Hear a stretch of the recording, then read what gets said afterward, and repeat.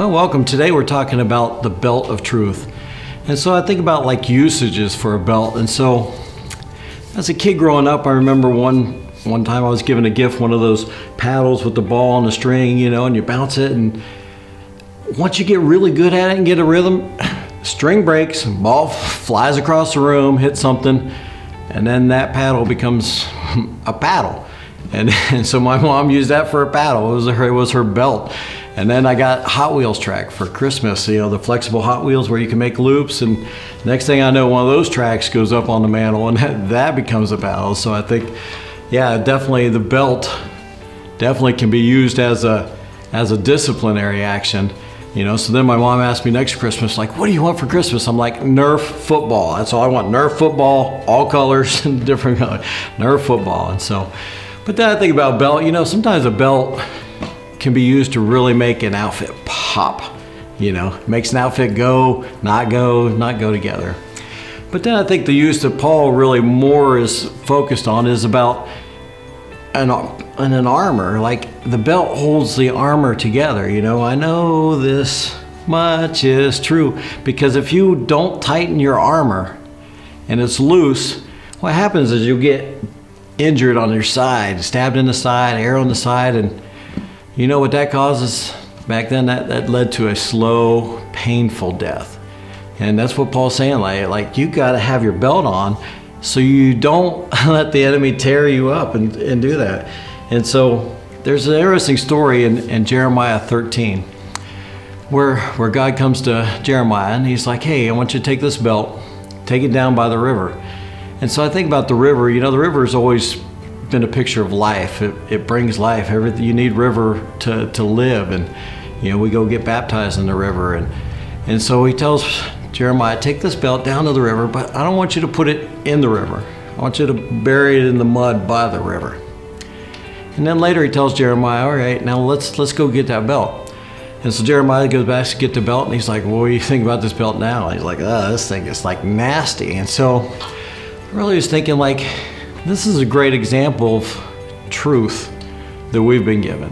I mean, we've been given the truth of who Christ is, who our Father is in our Bible, but what do we do with it? Do we apply it to our life and put it in the river, or do we just hold on to enough of it to get by? I have enough to get out of jail free, get out of hell free card, and hold on to it, or am I really applying to life? And so I kind of thought there was a time in my life that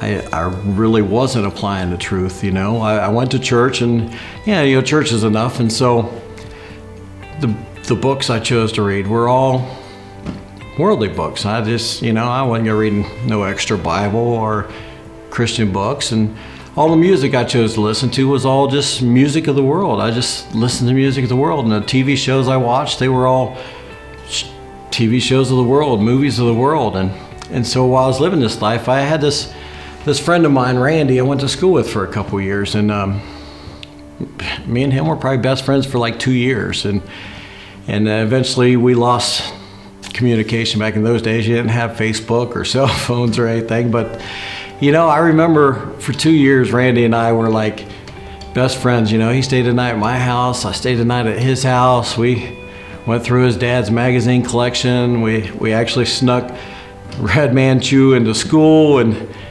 But you know what I don't remember? I don't remember having one single serious conversation with him about Jesus.